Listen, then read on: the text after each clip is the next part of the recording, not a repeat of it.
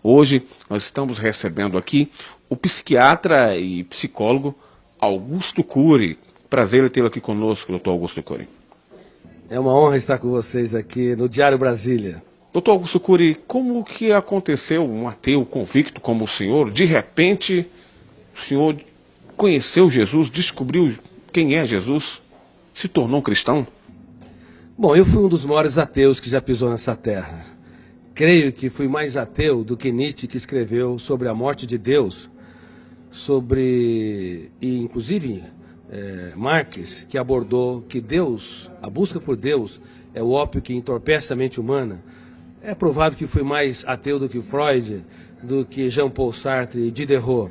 Como eu pesquiso uma das áreas que é considerada a última fronteira da ciência, o mundo onde nascem os pensamentos, para mim Deus era fruto do espetáculo das ideias, de um cérebro que não aceitava o seu fim, o seu caos, na solidão de um túmulo. E a teoria que eu desenvolvi, como psiquiatra e pesquisador da psicologia, ela estuda o processo de construção de pensamentos e de formação de pensadores. Eu usei essa teoria para analisar como mentes brilhantes romperam o cárcere da inteligência e produziram novas ideias, como Freud, Einstein, Hegel, Kant, Agostinho, e assim por diante. E fui até esse homem mais famoso da história, chamado Jesus Cristo.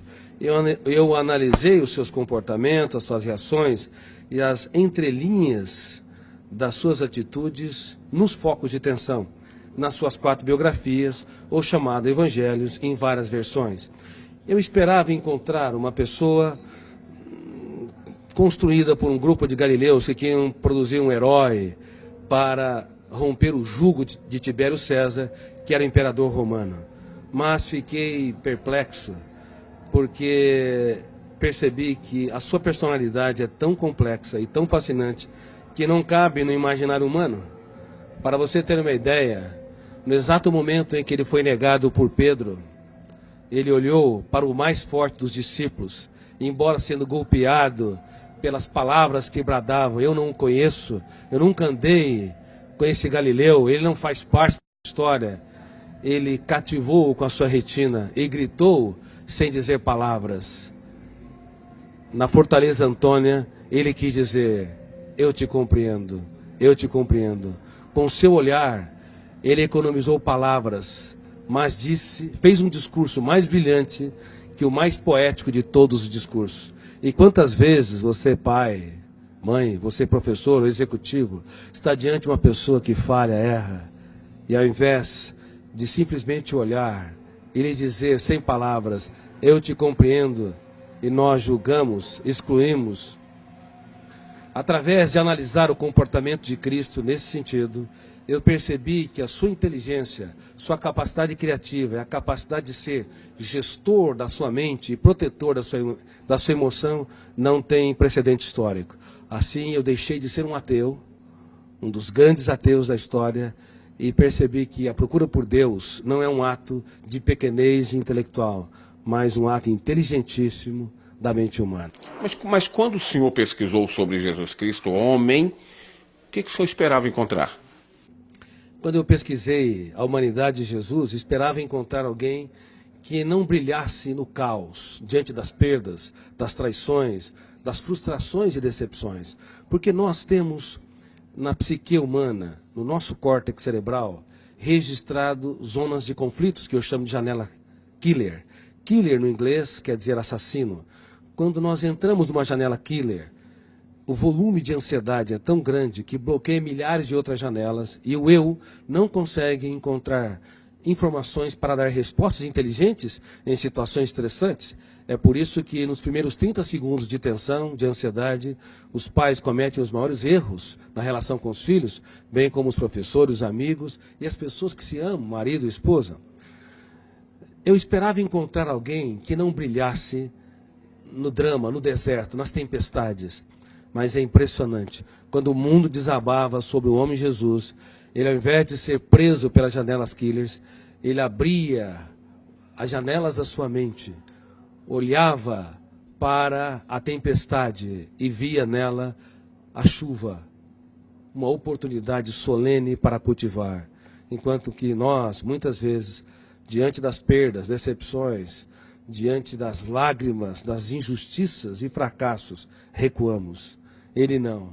Ele cultivava as flores e usava suas mãos nesse processo. Muitos querem a beleza das flores, mas não têm coragem de sujar as suas mãos para cultivá-la e irrigá-la. O senhor tem, assim, uma noção do que aconteceu? Porque, na realidade, o senhor é um dos grandes cientistas do mundo, um dos grandes psiquiatras, um dos grandes psicólogos do mundo. Essa descoberta do senhor pode ser levada até para um campo científico, e eu poderia até dizer aqui que é quase que dizendo aqui que cientificamente Deus está existindo, ou Jesus é Deus.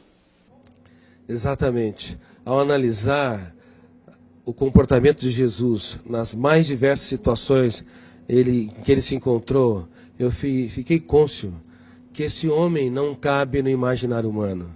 Somente alguém que é sobre-humano, filho de Deus, poderia ter as reações que teve nos mais dramáticos estímulos estressantes. Veja bem, no ato da traição, era de se esperar que ele fosse golpeado pelas zonas de conflito do medo ou da raiva, agredisse o seu traidor, ou se punisse e se achasse o mais derrotado dos seres humanos, porque foi traído pelo mais culto, o mais sereno, o mais tranquilo dos discípulos, Judas Iscariotes.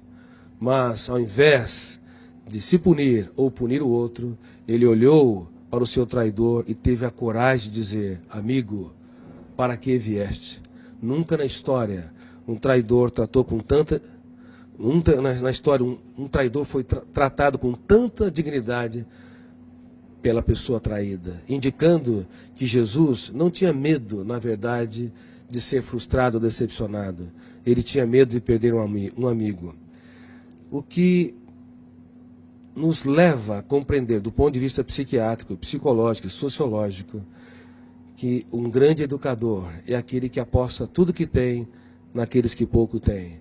É aqueles que têm coragem para se fazer pequeno, para tornar os pequenos grandes. E como eu digo no meu livro, Mentes Brilhantes, Mentes Treinadas, não é possível ter uma mente brilhante se nós não treinarmos a nossa criatividade, as habilidades da nossa psique, como a solidariedade, a capacidade de se colocar no lugar dos outros, a capacidade de investir naqueles que nos frustram, a capacidade de transformar as perdas numa oportunidade excelente para os melhores ganhos e de usar as nossas lágrimas para desenvolver sabedoria. Por favor, não tenha medo dos dias mais tristes da sua vida. Você pode escrever os capítulos mais importantes da sua história quando o mundo desaba sobre si.